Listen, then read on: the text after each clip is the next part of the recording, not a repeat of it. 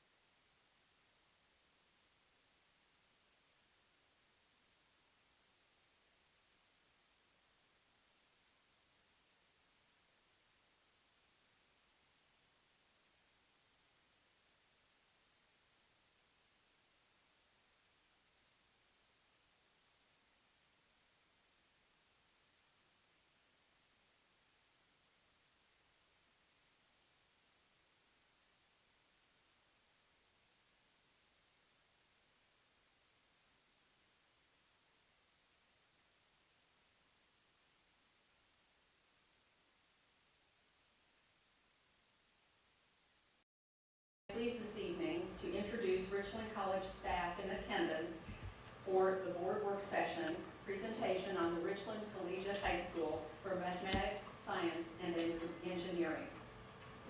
Presenting this evening are Donna Walker, RCHS Deputy Superintendent and Richland College Associate Vice President for Enrollment Management, and Mr. Finney Varghese, Richland College Associate Vice President for Business Services. To include representative families of our Richland Collegiate High School students and parents who are eager to share their personal insights about the RCH experience. If you will please stand.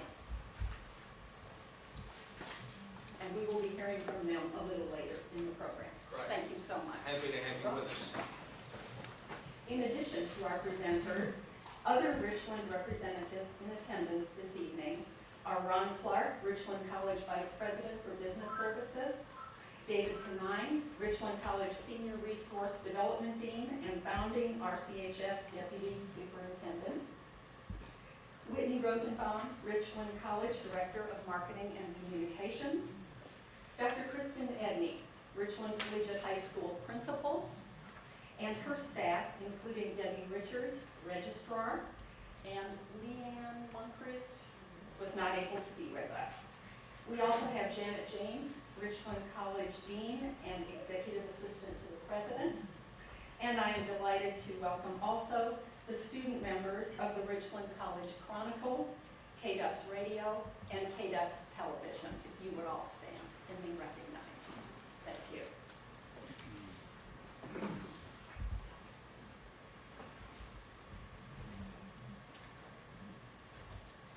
Chairman Craver, members of the board, thank you for this opportunity for us to share some additional information about the Collegiate High School with you. So I'll begin the presentation. First, we want to talk about the concepts of a high school. One thing that is uniquely different about Richland Collegiate High School is that we are an open enrollment charter high school. We are all aware that the district has different components of early college, middle college, and another charter high school that Dr. Windish presented at the last board meeting. We are different from those colleges or schools and those entities in the fact that we are open enrollment. We are not grant funded, we are TEA funded, and we do not deliberately select our students. We advertise students come to us, as long as they meet the criteria for the high school, 12 credit hours, completed their sophomore year, we welcome them into the high school. We were also designed to serve Dallas County and the 6 contiguous counties. Our focus is on delivering rigorous curriculum in the areas of mathematics, science, and engineering for 11th and 12th grade students. Through our initiatives in the high school, we have also been able to close the gap for underrepresented groups. One of our goals that we hope to achieve is while the students are earning their high school diploma is that they will also be receiving an associate's degree. Our organizational structure is unique, and we're told this repeatedly by TEA. There are formally no RCHS employees. Everyone that works for the high school is a Richland College employee. There are no RCHS faculty. All the faculty that teach both our credit classes and our support labs are faculty members that are either full-time or part-time instructors for the college, and they do meet the highly qualified TEA standards through level of education and teaching experience. We also have contracted services. We work with the DSC to help us with our reporting. We have a public education information management system, frequently referred to as PIMS. We must submit on a regular basis. We have attendance records that we must submit and have certified. We also have at the college a health center nurse, we have web support, and we have our information technology staff to help us with our laptop computers for the students. You will see before you now a current organizational chart that is there for your reference. I'm not going to go through the details of that, but it is once again for your reference. One thing that is really unique about the charter high school is our innovative design. One thing that we afford students for all their college classes that they're taking, we award dual credit. This affords them the opportunity to earn 60 or more college credits toward their 4-year degree. This is once again free to the students, both the textbooks and the tuition. So for those students that didn't think they had an opportunity to even go to college, we are able to give them a wonderful leg up. Half their college is completed by the time they end the relationship with us. Part of our innovative design also has learning communities. And just to give you a little bit of information on that, a learning community is at least 2 college courses that are combined. For the high school, we are combining English 1301 with History 1301, their first fall semester, and in the spring semester, we combine English 1302 and History 1302. These learning communities are open to all college students, not just the collegiate high school students, and they have a thematic focus.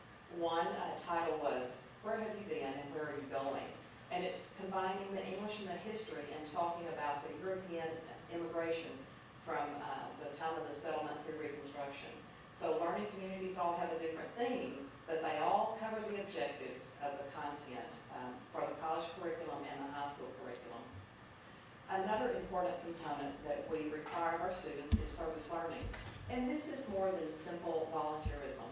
Service learning, the expectations for that are 30 hours per year for the student. We have the students work with a known organization. They work with Habitat for Humanities, New Beginnings, other entities, and they must document their service learning. We want them to learn something from this, and it's usually tied to the course. We want them to become community leaders like you are, and we think the best way to do that is to get them out into the community and realize that there are so many needs to be met. So we are very, very proud of that component of the high school. Something else that we also do in order for us to meet our regulations are mandatory support labs. I know that you as educators have heard the story of underprepared students in math. I think a lot of colleges, high schools, public schools, people are trying to address this issue. 2 of the support labs that we require of our students, if they are in a college math class, and it can be developmental or credit, they are also in a mandatory math lab. Now they do homework in there, they get extra tutorials, and this helps them meet those educational goals that we are so concerned about. So we are running those throughout the day. Once again, that is a mandatory lab. I know